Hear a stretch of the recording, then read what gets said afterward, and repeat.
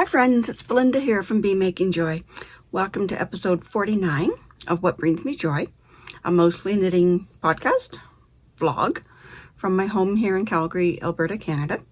And I'm recording this today on Thursday, March 13th, 2025.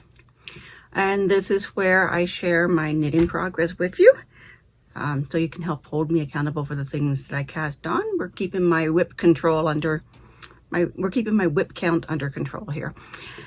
And you get some sneak peeks of the things that I'm designing.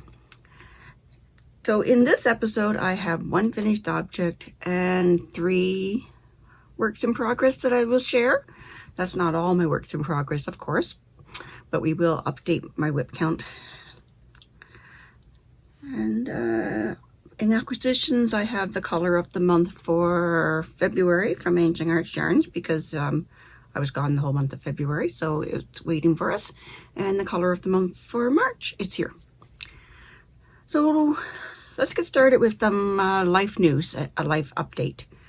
It's been 3 weeks since my last episode, and I recorded that quickly on the fly from my parents' home in my parents' winter home in Several Hills, Florida. And as I told you last episode, I was there because my father had fallen and broke his back. He's all screwed back together now, and he's back to his primary home in Nova Scotia, and he's doing very well. And then we flew home to Calgary. We drove his car from Florida to Nova Scotia because he had to fly home. 5 days in a car would be too much. And then we flew home to Calgary. We've been home since the 27th of February. And for the first weekend, I kind of spuddled around trying to get my head back on straight. And then finally opened my mail. And what was waiting for me was this certificate I want to share with you. So returning viewers will know that I was working the last 3 years on the Professional Knitwear Designer Certification Program from the Knitting Guild Association of America.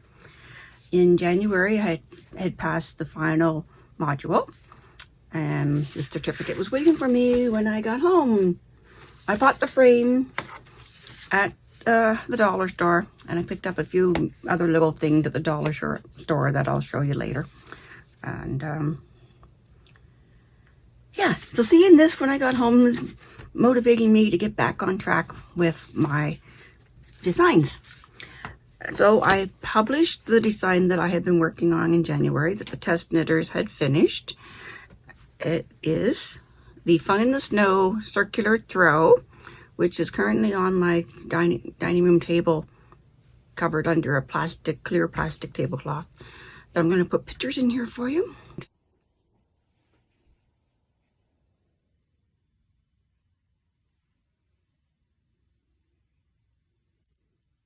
So this pattern is now available on my Ravelry and my Etsy stores. It uses 600 grams of fingering weight yarn, although you could probably bind off a little sooner if you'd like. My colors are from a limited edition Enchanted Winter Fade set from Ginger Snap That here in Calgary. No longer available. And some of my test knitters chose just dash around their house to put it together with. 600 grams. I use a 4mm needle, I think. And the work starts at the center snowflake and works outward. And you've got the kids making snow angels, and then snow people, and then the snow starting to fall again. I really enjoy this project. It was so peaceful doing all those rounds of the falling snow after I had accomplished that center design. And yeah, quite peaceful, repetitive knitting after that. Very, very fun for me. Another thing I want to share before we get into the FOs is that I'm now looking for test knitters for the design that was my final project for the knitwear designer program. And that is these glow knee socks is what I call them, because the first one I did for my daughter in a glow yarn. So it's designed to showcase that one special skein of yarn. So it starts with a contrasting color foot, a solid color foot, so that you can showcase the entire skein of your special yarn up your leg. So again, I'll insert some pictures.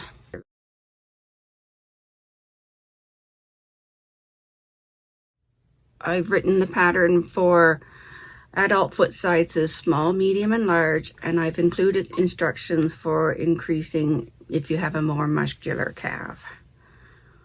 Of course, that might mean your end result will be a shorter sock if you're only using one skein for this section. I am looking for 2 testers for each size. I run my test. You'll find my test application on yarnpond.com. The link will be in my description box down below. And if you follow on Instagram, you'll find a link in my profile over there.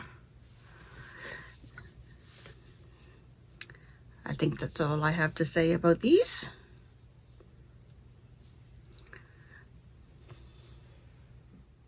My finished object. I finished my 2024 temperature scarf. So each row represents a day in the year of the temperature in Calgary. I used the high of the day. And I started each day with a new strand of color, a new strand of yarn, worked across, left the tails on both ends, slid the stitches back to the beginning to work the next row. So I was only knitting every row. And I've done a label.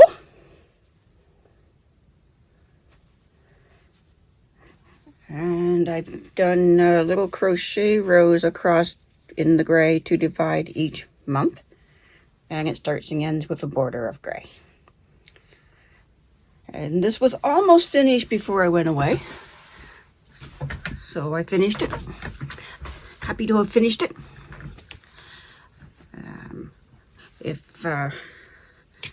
Here's my thermometer. The colors that I chose to do my blankets with. I did a blanket in 2020, a blanket in 2021, a scarf in 2022, 2023. This is 2024.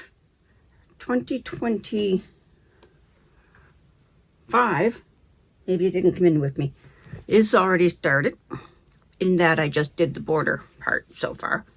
I need to go back onto the website. I use AccuWeather.com to go back and look at what the high of the day was for Calgary all through the year and record it in my book. So I'll record the temperature, and then I'll look at my handy dandy chart of what colors I chose for each temperature range. I do Celsius, Canadian. So anything below -30 is my fuzzy blue. And then we go all the way up to above +30 is my fuzzy pink. So that's how I chose to spread out my colors, based on old stash I had on hand in 2020 when I started this project. Now, I have already started sewing my 2022 and 2023 scarves together, and not sewing, tying. I'll show you the back side. What I've been doing is tying the strands from one scarf to the strands from the other scarf.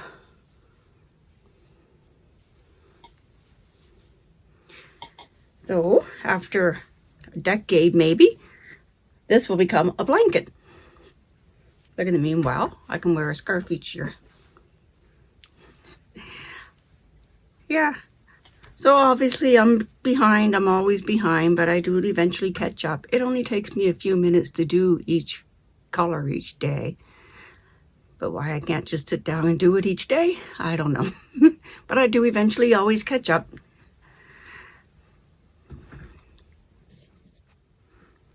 On to works in progress. The first WIP I want to show you is my skinny scarf. This has been my purse project for emergency knitting since January, but I have frogged it back and made some changes since I showed it to you back then. So I really like the Sophie scarf pattern, But for purse knitting, I wanted to get past that increase section faster so that I can just keep knitting without having to count rows. So I tried to change. I tried at first to increase every second row, but then I didn't like the sharp triangle that made. So now I've decided to increase on both sides of the point. So I'm increasing on row 7 and row 8. It's an 8-row repeat. So that got me to the full stitch count I want it much faster. And then after Mom's socks were finished, I needed a project for the plane ride home. I got a lot done on the plane ride home.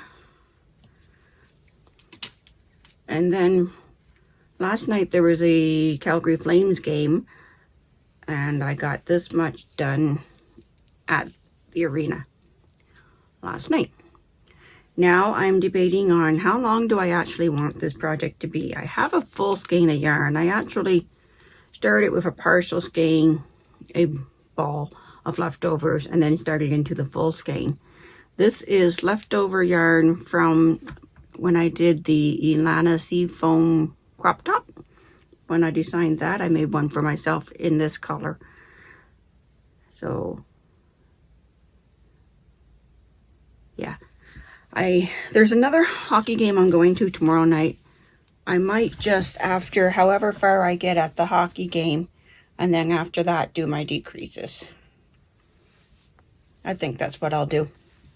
So I am making a commitment right now that next episode, this will be a finished object. The next WIP I want to share is my trainer cloak. And you've been seeing this every episode for a while now. I took it to Florida with me, but it was just too heavy to work anywhere else other than the sofa. So that didn't much happen there. I did get the second button band finished in hotel rooms on the trip back. And then after arriving home in Calgary, I started the hood. So the hood is halfway finished. I am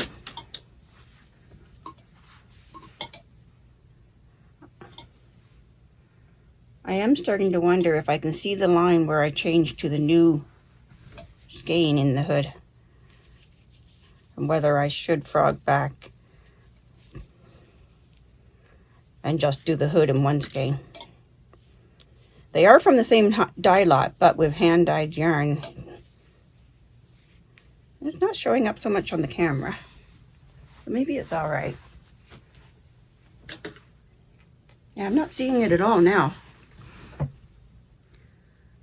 So yeah, I'm halfway through the hood, and then I still have the trim around the armholes to do. Did I say it's a cloak? It's my trainer cloak. The pattern, I'm aiming to have the pattern finished by the end of March. That's my goal. It has been tech edited. The test knit kind of fell through for reasons that we both understand. And but since I've made the original one in the multicolored for my daughter, and I'm making this one in the plain color for myself, and it is only written for one size. One size fits up to a 48-inch chest. I think that's enough test knitting that I can go ahead and release it when I'm finished this one. I wrote it as one size fits up to a 48-inch chest. I simply think that it would take far too much yarn to make it feasible to work this for any bigger size than that. Yeah. My primary project when I'm at home on the sofa. So it should be finished next episode as well, I hope. Because I want the pattern published by the end of March. Okay. Well, I've told you all in previous episodes what my yarns were, but I'll tell you again. This is from Ancient Arts Yarns in Calgary. Lasco Fine fingering weight in the colors Kismet and Baby Aubergine. The skinny scarf I showed you was in Nettle Soft DK in the color Tea and Biscuit. And the temperature scarf I showed you was in acrylic yarns, odd scraps from decades ago.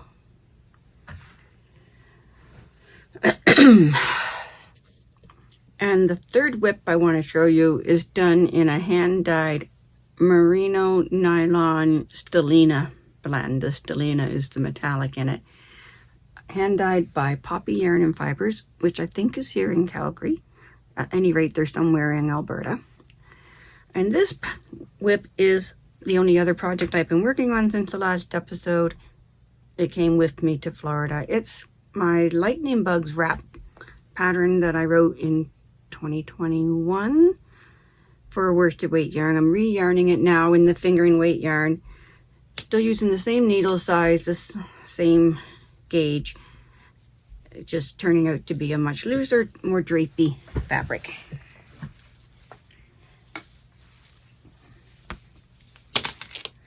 So I'm probably 2/3 of the way through this one. So it's a cabled pattern. I don't elongate it like lightning bugs are.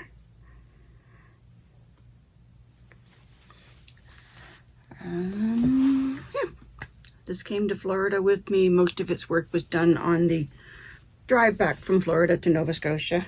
And I'm tangling myself in it again, of course, as I always do. And while I have this in my hand, I want to show you where'd it go. There it is. On our drive, we stopped at Buc-ee's, which is a chain gas station convenience store, but everything is themed Buc-ee's. Their mascot is a beaver. They have their own line of snacks, foods, souvenirs. So I bought a pair of earrings to use as a stitch marker. So that is Bucky the Beaver. I don't know if I can make it focus on it. Yeah, and that's how far I've come since the second day of our drive. It's been living next to my desk. I've been picking up and doing a row here and there on Zoom calls. While waiting for something, on phone calls. Not very much got done on the drive home because we had my mom's dog with me. So in between her wanting to be on my lap and in between me taking a turn driving, bit by bit, it's getting done. Yeah, I think that's it for works in progress to share. So let's update my WIP count.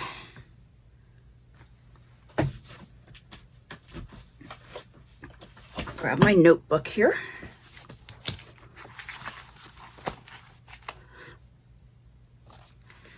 In January's episode 47, I had 9 UFOs.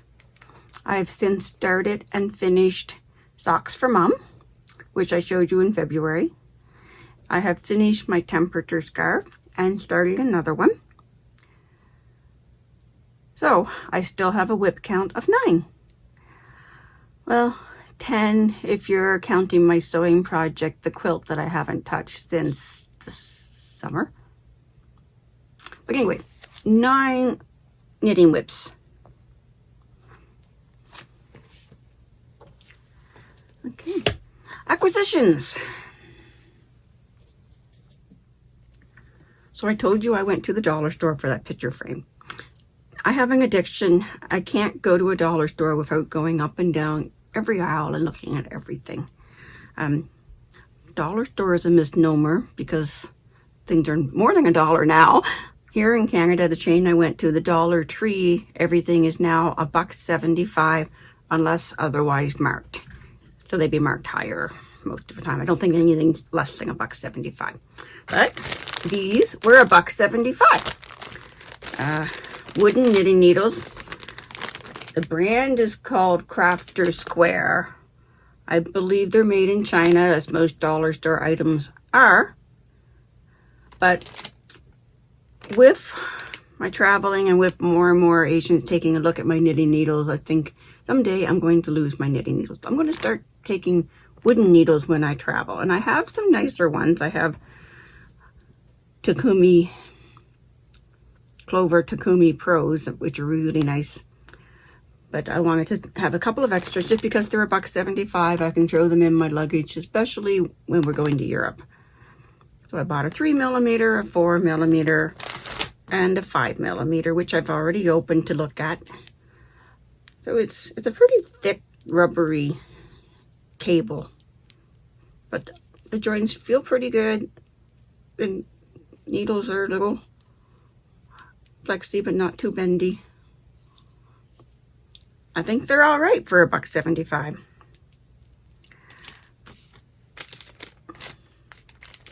I have 4 sizes, 3.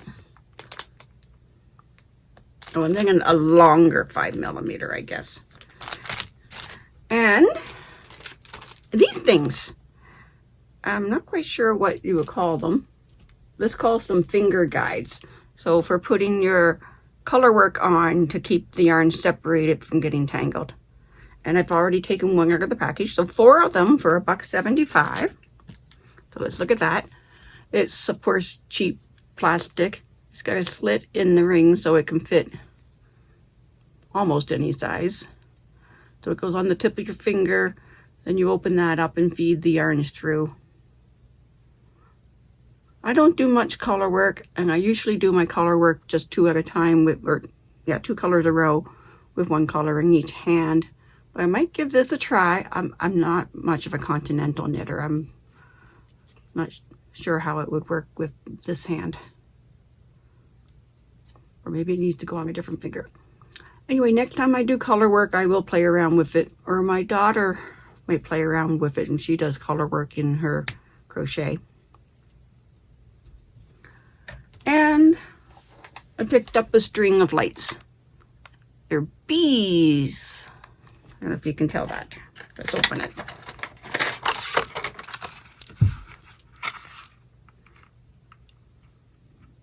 So I will probably string them across those honeycombs up there.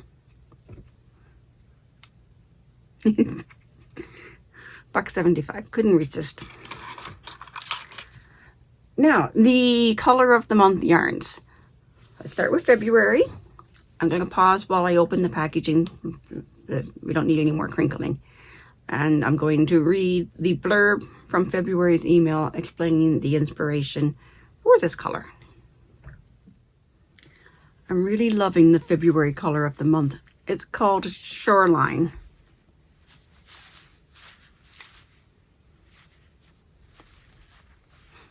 Absolutely perfect, I think. On their sock natal blend, which is an 80% superwash merino, 20% nylon. Perfect sock yarn. It's nice and plump. And I'll read you the blurb that came with the email. Everyone at Ancient Arts loves to visit the sea. And so what better theme for February than a holiday at the seaside? Ocean coastlines form the inspiration for our featured colorway Shoreline. Some of my fondest travel moments come from camping right on the beach on Vancouver Island and on the Sunshine Coast. Now, I believe this is Caroline, the owner of Ancient Arts, talking. When I was a child, one could camp on the beaches on the west side of Vancouver Island, and places like Long Beach and Combers Beach held so much magic for us. The massive driftwood logs allowed one to spend hours playing games like Don't Touch the Sand. The waves were endlessly beautiful, and swimming, while cold, was fun too. Some of the most magical moments on the coastline come from when mists roll in off the ocean and everything is shrouded in mystery. And she has a picture here I'll put in. Colors are soft and sounds are muffled, and a walk along the shoreline through the trees and grasses all combine to be incredibly beautiful. So, isn't that gorgeous?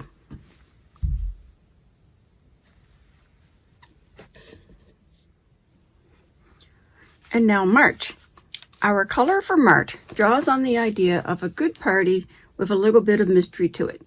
And this time of year, the Canadian winter feels long and dark and dismal.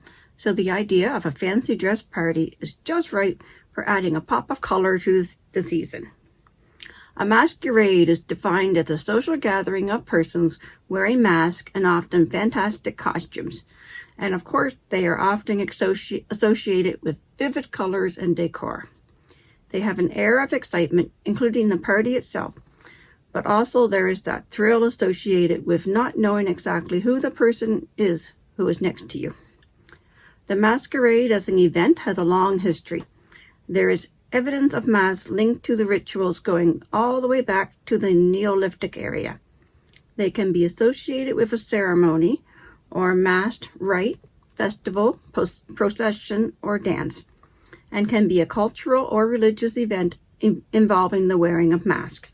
Masks used in masquerade ceremonies vary from culture, ceremony, and time period. Some of the oldest masks found in the Neolithic period are much older than the invention of writing.